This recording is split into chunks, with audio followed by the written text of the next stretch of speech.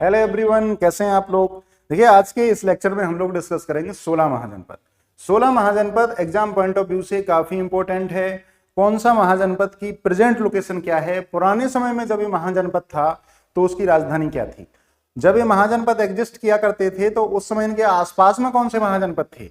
इसके साथ साथ हमें ये भी समझना जरूरी है कि महाजनपद और जनपद के बीच में डिफरेंस क्या है, जन और ग्राम के बीच में डिफरेंस क्या है। साथ साथ आपको यह भी पता होना चाहिए कि हमें कैसे पता चला कि भारतवर्ष में महाजनपद एग्जिस्ट किया करते थे, ये हमें कैसे पता चला कि कितने महाजनपद थे, और साथ ही ये भी हमें कैसे पता चला कि कौन से महाजनपद में लोकतांत्रिक शासन था जिसको उस समय गणतंत्र कहा जाता था, और कौन से महाजनपद में मोनार्की थी। तो हम इन महाजनपद को डिटेल में डिस्कस करेंगे और ऐसा डिस्कशन रहने वाला है कि इसके बाद महाजनपद से रिलेटेड कोई भी क्वेश्चन एग्जाम में गलत नहीं होगा। तो महाजनपद की कहानी को हम शुरू करते हैं सबसे पहले उस युग से जब स्टोन एज हुआ करती थी, पाषाण काल। स्टोन एज के बाद में आई ब्रॉन्ज एज, जिसको कॉपर एज भी कहते हैं। आप जानते हैं कि कॉपर और जिंक को मिला के बनता है ब्रास, और कॉपर और टिन को मिला के बनता है ब्रॉन्ज। तो सबसे पहले आती है स्टोन एज, देन आती है ब्रॉन्ज एज, देन आती है आयरन एज। आयरन एज आने से क्या हुआ कि लोहे के हथियारों का प्रयोग होने लगा। अब हथियार का प्रयोग हम दो जगह करते हैं, एक तो युद्ध करने में, दूसरा खेती करने में। तो खेती में जब हथियारों का प्रयोग हुआ तो लोगों को ज्यादा उत्पादन मिला। जब ज्यादा उत्पादन मिला तो उनकी इकोनॉमिक कंडीशन बेहतर हुई, और जब भी इकोनॉमिक कंडीशन बेहतर होती है तो निश्चित रूप से सोशल कंडीशन भी इंप्रूव होती है। और जब सोशल इकोनॉमिक, जिसको हम कहते हैं सोशियो इकोनॉमिक कंडीशन, कहीं भी किसी भी सोसाइटी में इंप्रूवमेंट हो जाए तो आपको वहां पर पॉलिटिकल चेंजेस देखने को मिलेंगे। तो वो पॉलिटिकल चेंज किया हुए, देखो होता क्या था। आप जानते हैं पहले लोग कबीलों में रहा करते थे, आदिमानव की तरह। कबीलों से धीरे धीरे शहरीकरण हुआ, तो वो शहरीकरण की कहानी क्या हुई, तो उसी कहानी को समझते हैं। जहां पर लोग एक समूह या ग्रुप बना के रहते थे उसको हम कहते हैं जन। जन का मतलब एक व्यक्ति नहीं होता था, जन का मतलब होता था कुछ लोगों का समूह। वो लोग एक दूसरे से एसोसिएटेड थे। हो सकता है कि एक ही परिवार के सदस्य हों, हो सकता है कि उनके परिवार वाले लंबे समय से साथ में रहते आ रहे हों। तो जहां पर वो जन रहते थे उसको हमने नाम दे दिया ग्राम। तो एक बात आपको समझ में आ जाती है कि अच्छा, कुछ लोगों का समूह जो किनशिप से भी एसोसिएटेड हो सकते हैं, बाय डेसेंट भी एसोसिएटेड हो सकते हैं, तो उन लोगों का समूह जिस जगह सेटल हुआ उसको हमने कहा ग्राम। कुछ ग्राम मिलकर के जिस यूनिटी को उन्होंने फॉर्म किया उसको कहा जनपद। तो ग्राम से बन गया जनपद, और बहुत कुछ जनपदों ने मिलकर के बना लिया महाजनपद। ये तो आपको नाम से स्पष्ट है कि अच्छा ठीक बात है। आज के समय में भी ऐसे होता है, जो गांव होते हैं, अगर आप गांव को ग्राम कहो तो, और जनपद को जिला कहो, तो बहुत सारे गांव मिलकर के जिला बना लेते हैं और कुछ जिला मिला करके मंडल बना लेते हैं। तो ठीक वैसी कहानी हम उस समय के लिए मान लेते हैं कि कुछ ग्राम मिलकर के जनपद बना लिया और जनपदों ने मिलकर महाजनपद बना लिया। तो कितने महाजनपद थे भारतवर्ष में? तो महाजनपदों पर जाने से पहले आपको भारत के 5 नाम पता होना चाहिए। मैं बिल्कुल श्योर हूं कि 4 नाम तो लगभग सबको पता होंगे, हिंदुस्तान, भारत, इंडिया और आर्यवर्त। एक नाम बहुत सारे लोगों को पता नहीं होता, अगर पता नहीं था तो इस वीडियो के बाद आपको पता चल जाएगा। भारतवर्ष को जम्बू द्वीप भी कहा जाता था। तो ये भारत के 5 नाम हो गए। अगर मैं महाजनपदों की बात करूं, आप स्क्रीन पर मैप में देख रहे हैं, ये 16 महाजनपद आपको पुराने भारत में देखने को मिलेंगे। इन 16 महाजनपदों के बारे में हमें बहुत सारे ग्रंथों से पता चलता है। कई महाजनपदों के बारे में रामायण में जानकारी दी है, बहुत सारे महाजनपदों के बारे में महाभारत में जानकारी दी है, तो किसी महाजनपद के बारे में आपको वेदों में जानकारी मिलेगी। लेकिन सभी 16 महाजनपदों के बारे में जो जानकारी देखने को मिलती है वो सिर्फ 2 ग्रंथों में है। और वो 2 ग्रंथ कौन से हैं? एक तो बौद्ध ग्रंथ अंगुत्तर निकाय। अंगुत्तर निकाय एक ऐसा बौद्ध ग्रंथ है जिसमें 16 के 16 महाजनपदों का विवरण दिया हुआ है।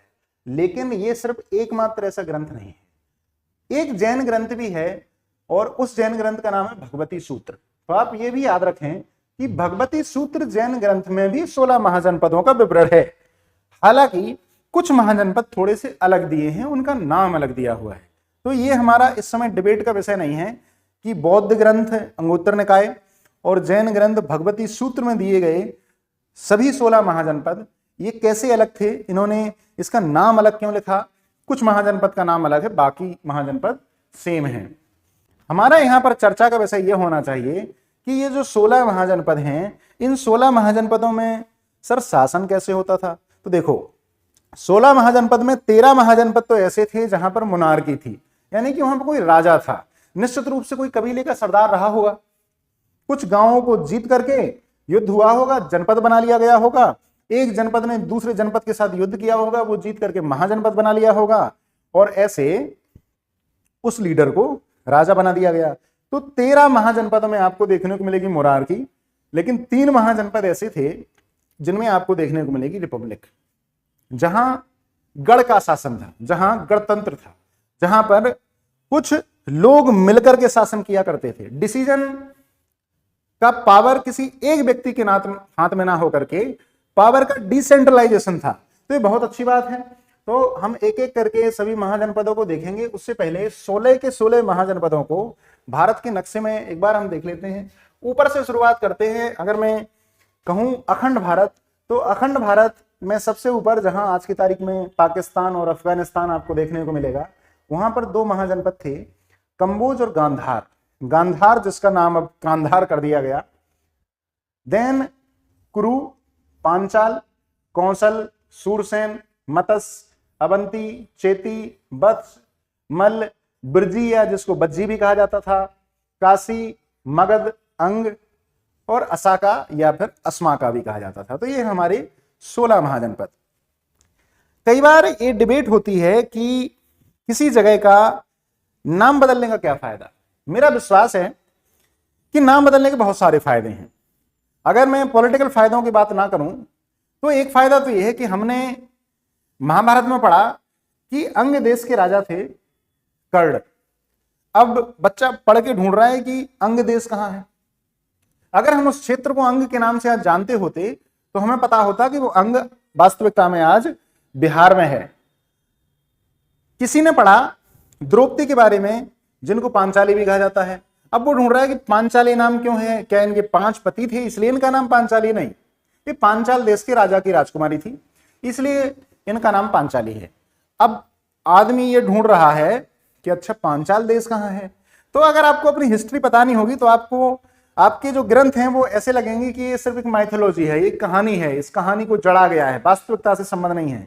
इसलिए भी कई बार नाम बदलने जरूरी हो जाते हैं। हालांकि मैं इस डिस्कशन में यहां ना जाते हुए उस बात को डिस्कस करना चाहूंगा जहां पर हमें यह पता चलता है कि प्रेजेंट टाइम में इन महाजनपदों की क्या लोकेशन है। तो मैंने आपको बताया कि 13 महाजनपद ऐसे थे जहां पर मोनार्की थी और 3 महाजनपद ऐसे थे जहां पर रिपब्लिक थी। तो वो 3 महाजनपद कौन से थे आप याद रखें, एएम भी आपको याद रखना है, अस्माका, मल्ल और बज्जी। अस्माका, मल्ल और बज्जी, इनमें आपको रिपब्लिक का रूल देखने को मिलेगा। अच्छा, रिपब्लिक का शासन का मतलब ये मत समझिएगा कि हर जगह जनता में से लोग चुने जाते थे। कई बार तो ये था कि कुछ चुनिंदा परिवार, एक ही परिवार नहीं, कुछ चुनिंदा परिवारों के लोग ही एक गढ़ बनाते थे जो कि शासन करता था। हम उसको गणतंत्र व्यवस्था कहते थे। लेकिन जैसे अगर मैं बज्जी की बात करूं जो आज की तारीख में वैशाली बिहार की लोकेशन पे है, तो बज्जी में एक ऐसी व्यवस्था थी कि यहाँ पर जनता से लोग चुने जाते थे और वो लोग शासन किया करते थे। तो ये आपको देखने को मिलेंगे अलग अलग प्रकार के महाजनपद। अगर आपको रिपब्लिक वाले याद हो गए तो मोनार्की वाले याद करने की आपको जरूरत नहीं है, आप केवल एएम भी याद रखें, असाका, मल्ल एंड बज्जी। हम एक एक महाजनपद को डिटेल में डिस्कस करेंगे, ये जरूरी है। ये सिर्फ इतना जरूरी नहीं है कि आपने महाजनपद का नाम याद कर लिया, उसकी कैपिटल याद कर ली, एग्जाम में कुछ और पूछ लिया गया, आप वहीं पर हाथ खड़े कर दिए। तो तैयारी ऐसी करनी है कि हम हाथ खड़े ना करें बल्कि सही ऑप्शन को चुने। काशी बहुत आसान है याद करना। काशी आज के समय बनारस में आपको देखने को मिलेगा। तो जो काशी महाजनपद था, जिसकी उस समय कैपिटल काशी हुआ करती थी, इसके एक तरफ तो थी रिवर बरुणा और दूसरी तरफ आपको देखने को मिलेगी रिवर अस्सी। जो काशी महाजनपद था ये शुरुआती काल में शक्तिशाली था, लेकिन इसका हमेशा कौशल महाजनपद और मगध महाजनपद के साथ में कॉन्फ्लिक्ट चला है। इवन मैं इतनी बात करूं कि सभी 16 महाजनपद ऐसा नहीं रहा कि कभी शांतिपूर्वक तरीके से रहे हों। 16 के 16 महाजनपदों में किसी ना किसी बात पर आपस में कॉन्फ्लिक्ट हुआ करता था।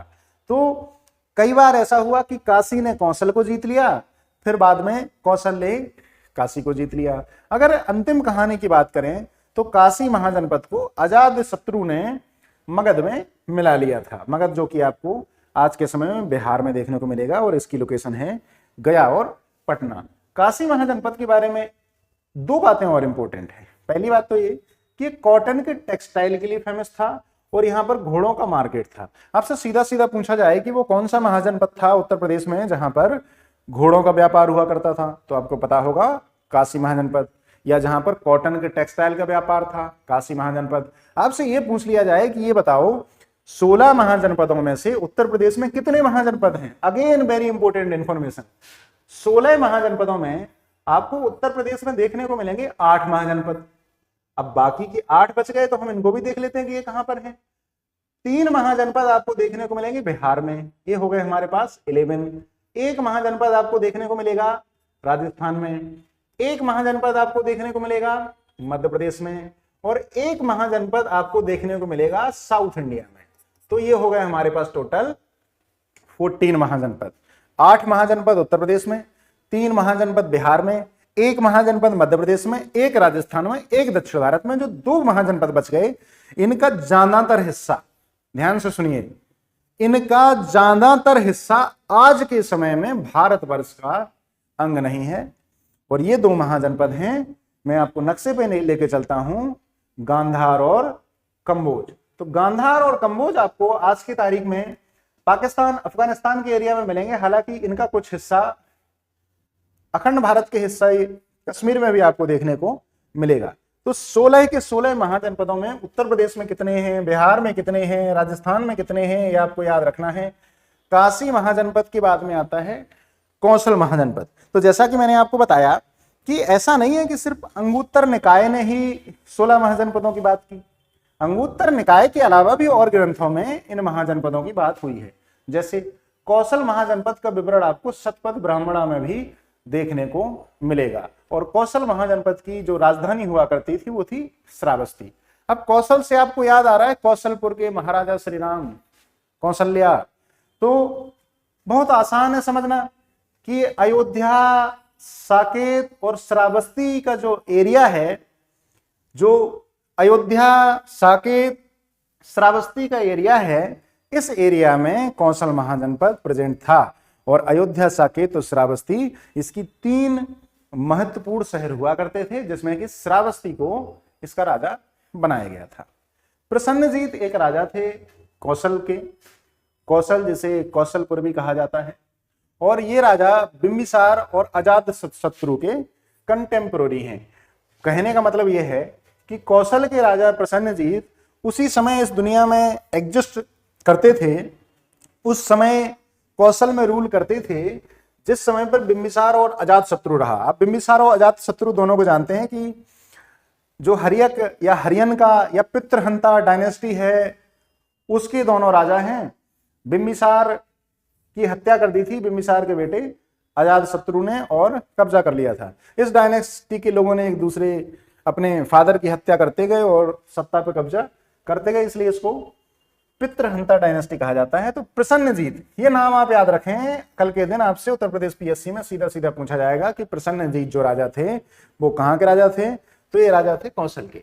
अगले महाजनपद पे चलते हैं और ये महाजनपद है अंग महाजनपद, जिसके बारे में मैंने आपको बताया कि आपको अंग महाजनपद का विवरण देखने को मिलेगा कहां पर, महाभारत में। महाभारत में लिखा हुआ है कि अंग के राजा बनाया गया था कर्ण को। आप जानते हैं कर्ण जो कि एक बहुत ही अच्छे मित्र थे, कर्ण की मित्रता बड़ी स्पष्ट थी। वो हमेशा ये कहा करते थे कि हे मित्र, मुझे इस बात से फर्क नहीं पड़ता कि तुम सही हो या तुम गलत हो, मुझे तो सिर्फ इस बात से फर्क पड़ता है कि मेरे मित्र का पक्ष कौन सा है और मैं हमेशा अपने मित्र के पक्ष में रहूंगा। तो ऐसे परम मित्र कर्ण का शासन रहा अंग देश में।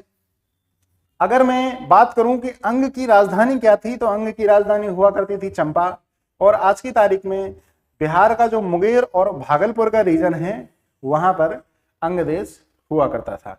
अंग देश जिसको बहुत सारे लोगों ने विजिट किया, बहुत सारे फॉरेनर्स ने विजिट किया, और वो लिखते हैं कि धन धान से परिपूर्ण हुआ करता था। बाद में क्या हुआ कि अंग देश को बिंबिसार ने मगध के साम्राज्य में मिला लिया। और एक दिलचस्प बात यह है कि बिंबिसार ने केवल एक महाजनपद पे कब्जा कर किया था और वो महाजनपद था अंग।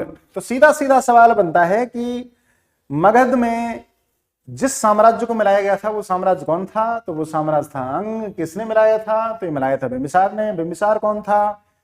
हर्यक या हरियन का वंश का एक राजा।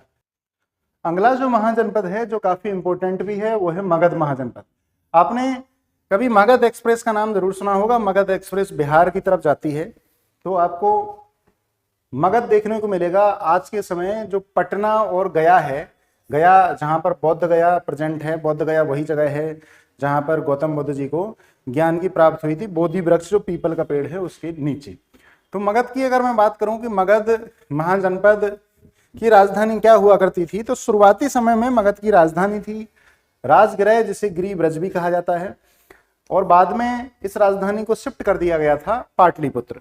आपसे एक सवाल अगर आप बीपीएससी या यूपीपीएससी की तैयारी कर रहे हैं तो पूछा जा सकता है, और वो ये है कि मगध महाजनपद की राजधानी को राजगृह से पाटलिपुत्र किसने शिफ्ट किया था? तो ये सवाल आपका होमवर्क है और आपको ये कमेंट करके बताना है।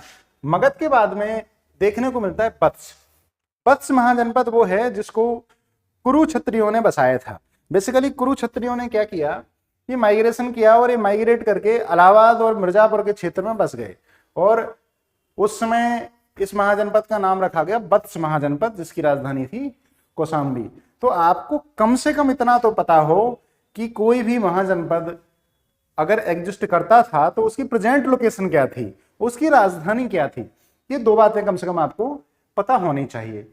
अगला महाजनपद है अवंती। एक ट्रेन और चलती है अवंतिका एक्सप्रेस जो मध्य प्रदेश जाती है। अवंती महाजनपद आपको देखने को मिलेगा प्रेजेंट टाइम के मध्य प्रदेश में। अवंती महाजनपद की राजधानियां दो थी, एक तो नॉर्थ अवंती की राजधानी थी उज्जैनी और एक साउथ अवंती की राजधानी थी माहिष्मती। अगर एग्जाम में दोनों ऑप्शन आ जाएं तो उज्जैनी और माहिष्मती दोनों आंसर होंगे, लेकिन सिर्फ उज्जैनी अगर ऑप्शन में है तो अवंती की राजधानी आप उज्जैनी रख सकते हैं। उज्जैनी के नाम पे उज्जैन है और उज्जैन में महाकालेश्वर का मंदिर है। तो ये है वो महाजनपद जो कि मध्य प्रदेश में है। गांधार। गांधार आपसे नाम को पता चल रहा है कि अच्छा ये वो क्षेत्र है जो आज के समय अफगानिस्तान में है, क्योंकि गांधार नाम सुनते ही हमें गांधारी की याद आती है और साथ में हमें कांधार भी याद आता है। तो जो काबुल की घाटी है, काबुल वैली में आपको गांधार देखने को मिलेगा जिसकी राजधानी थी तक्षशिला। तक्षशिला आज की तारीख में पाकिस्तान है। तक्षशिला में एक बहुत बड़ी यूनिवर्सिटी हुआ करती थी, तक्षशिला यूनिवर्सिटी, जहां पर कौटिल्य और पाणिनि जैसे लोगों ने स्टडी भी की और टीचिंग भी की। तो अध्ययन अध्यापन का कार्य कौटिल्य ने तक्षशिला यूनिवर्सिटी में किया, और आज की तारीख में हम जानते हैं कि तक्षशिला का क्षेत्र जो है दुर्भाग्य से पाकिस्तान और अफगानिस्तान के क्षेत्र में देखने को मिलेगा। एक और क्षेत्र कम्बोज का क्षेत्र जो गांधार के क्षेत्र के पास में ही था, इसका भी मेजर पोर्शन पाकिस्तान और अफगानिस्तान में है। तो गांधार के नॉर्थ वेस्ट में हमें देखने को मिलता था कम्बोज, जिसकी राजधानी थी राजापुरा। राजापुरा राजधानी थी कम्बोज की, और ये गांधार जो महाजनपद था उसके पास में था। अशोका के इंस्क्रिप्शन में भी हमें कम्बोज का वर्णन मिलता है, और जिसमें ये लिखा गया है कि एक फ्रंटियर प्रोविंस हुआ करता था। फ्रंटियर मतलब फ्रंट का। जैसे पुराने समय क्या होता था कि ईरान के होते हुए या भारत के नॉर्थ वेस्टर्न पार्ट को होते हुए हमलावर हमला करते थे, तो जो सबसे पहले उस हमले को फेस करता था उस क्षेत्र को हम फ्रंटियर प्रोविंस के नाम से कहा जाता था। और कौटिल्य के समय कम्बोज का ट्रांसफॉर्मेशन हुआ। इंपॉर्टेंट इंफॉर्मेशन है, आपसे पूछा जाता है। कौटिल्य जिनको हम चाणक्य भी कहते हैं, तो चाणक्य के समय क्या हुआ कि कम्बोज जो था ये ट्रांसफॉर्म हो गया मोनार्की से रिपब्लिक में। काफी अच्छी बात है। घोड़ों का बाजार। दो महाजनपद ऐसे हैं जहां के घोड़े फेमस थे, एक तो काशी और दूसरा कम्बोज। दोनों का नाम केपे है, आप आसानी से याद रखें कि काशी महाजनपद में भी हॉर्सेज के मार्केट था, और साथ में कम्बोज महाजनपद में भी आपको हॉर्सेज का मार्केट देखने को मिलेगा। अगला महाजनपद जो है वो है मत्स्य महाजनपद। मत्स्य से हमें याद आनी चाहिए मछली, और मछली को जरूरत होती है पानी की। राजस्थान में पानी की कमी है, लेकिन मत्स्य नाम का महाजनपद राजस्थान में ही था। अगर आज की तारीख में बात की जाए कि मत्स्य महाजनपद किस जगह प्रेजेंट था, तो मत्स्य महाजनपद की लोकेशन है जयपुर, अलवर और कुछ हिस्सा भरतपुर का, जिसकी राजधानी हुआ करती थी विराटनगर। तो आप याद रखें कि मत्स्य महाजनपद राजस्थान वाली जगह मौजूद एक महाजनपद था जिसकी राजधानी विराटनगर थी। आज के समय अलवर, जयपुर और भरतपुर का हिस्सा मत्स्य महाजनपद के पास में है। कुरु महाजनपद जो कि काफी पुराना महाजनपद आपको देखने को मिलेगा और इसकी राजधानी थी हस्तिनापुर। कुरु से ही कुरुक्षेत्र नाम भी याद आना चाहिए। कुरुक्षेत्र से हमें ये समझ में आता है कि अच्छा ये दिल्ली के आसपास की बात हो रही है। तो दिल्ली और जो मेरठ का एरिया है, मेजरली मेरठ उत्तर प्रदेश का क्षेत्र, इसमें हमें कुरु महाजनपद देखने को मिलेगा जिसकी राजधानी हस्तिनापुर हुआ करती थी। और हस्तिनापुर का जिक्र महाभारत में कहाँ है, मुझे नहीं लगता कि आपको ये बताने की जरूरत है। पांचाल, जिसकी बात मैंने शुरू में भी की थी कि पांचाल देश की राजकुमारी थी द्रौपदी, जिन्होंने पांडवों से विवाह किया। पांचाल देश, या मैं कहूं कि पांचाल महाजनपद, ये कहां पर था? तो आज की तारीख में बरेली, बदायूं, अलीगढ़, ये 3 मेजर डिस्ट्रिक्ट हैं जो पांचाल महाजनपद के क्षेत्र में आते हैं। इस क्षेत्र को कहा जाता है रोहेलखंड का क्षेत्र। तो पांचाल को भी 2 हिस्सों में डिवाइड किया गया था। एक तो उत्तर पांचाल, नॉर्थ पांचाल हम इसको कह सकते हैं, दूसरा हो गया दक्षिण पांचाल। तो दोनों की राजधानियां भी अलग अलग थी। उत्तर पांचाल की राजधानी थी अचित्रा, जो बरेली डिस्ट्रिक्ट में देखने को मिलेगी, और दक्षिण पांचाल की राजधानी थी कामपिल्या। तो आप दोनों राजधानियों को भी याद रखें, उत्तर पांचाल की राजधानी अचित्रा और दक्षिण पांचाल की राजधानी कामपिल्या आपसे पूछी जा सकती है। कन्नौज का शहर, जो आज के समय इत्र के लिए फेमस है, कन्नौज का शहर भी पांचाल के क्षेत्र में आता था। बरेली, बदायूं, अलीगढ़, कन्नौज आसपास के क्षेत्र हैं। आपको ये याद रखना है कि ये पांचाल महाजनपद का हिस्सा एक समय हुआ करते थे। चेदी या चेती महाजनपद, ये आपको देखने को मिलेगा बुंदेलखंड के क्षेत्र में, और बुंदेलखंड आपको उत्तर प्रदेश और मध्य प्रदेश दोनों में देखने को मिलेगा। लेकिन चेदी या चेती महाजनपद जो था, ये उत्तर प्रदेश वाले बुंदेलखंड, आज के समय में अगर बात करूं तो बांदा डिस्ट्रिक्ट ऑफ उत्तर प्रदेश में हमें चेदी महाजनपद की लोकेशन देखने को मिलती है। सूरसेन महाजनपद, सूरसेन जिसकी राजधानी मथुरा हुआ करती थी। आपको पता है कि मथुरा शहर यमुना नदी के किनारे स्थित है, तो निश्चित रूप से सूरसेन महाजनपद भी यमुना नदी के किनारे ही स्थित हुआ करता था। और मथुरा एक ऐसा जगह थी जो कि नॉर्थ और साउथ के बीच में एक ट्रेड सेंटर के बीच रूप में भी काम करता था। बज्जी, जिसको ब्रजी भी कहा जाता है, आज के समय हमें ये देखने को मिलेगा वैशाली बिहार में, और इसकी कैपिटल हुआ करती थी मिथिला। तो मिथिला जिसकी राजधानी थी, उस क्षेत्र का नाम था बज्जी, और बज्जी महाजनपद जिसके नाम पे आज है वैशाली, जो कि बिहार में है। मल्ल महाजनपद भी एक महाजनपद हुआ करता था जिसकी राजधानी आपको देखने को मिलेगी कुशीनारा, और साथ साथ में पावा। तो ये 2 राजधानियां थी, कुशीनारा और पावा, जो कि आज के समय के उत्तर प्रदेश के गोरखपुर डिस्ट्रिक्ट में देखने को मिलती है। अस्माका, जिसको असाका महाजनपद भी कहा जाता है, और अस्माका और असाका जो महाजनपद था, ये गोदावरी नदी के किनारे स्थित था, जिसकी राजधानी पताली या पोतना थी, और प्रेजेंट टाइम में महाराष्ट्र में देखने को मिलेगा। तो ये थे 16 महाजनपद। 16 महाजनपदों को आपको बार बार इस वीडियो को देख लेना है, इसके साथ में कॉपी में आप नोट्स बना लें। महाजनपद, उनकी राजधानी, अगर कोई इंपॉर्टेंट राजा हुआ है जैसे कि मगध साम्राज्य, तो आपको मगध साम्राज्य तो पूरा डिटेल में पढ़ना है। उत्तर प्रदेश में कौन से महाजनपद हैं, बिहार में कौन सा महाजनपद है, ऐसे कौन से महाजनपद हैं जो आज के समय अखंड भारत का हिस्सा नहीं है। इस तरह के सवाल आपसे पूछे जा सकते हैं, और अगर आपने इस वीडियो को पूरा देखा है तो निश्चित रूप से आप उन सवालों को कर लेंगे। चलते हैं दोस्तों, जय हिंद, जय भारत।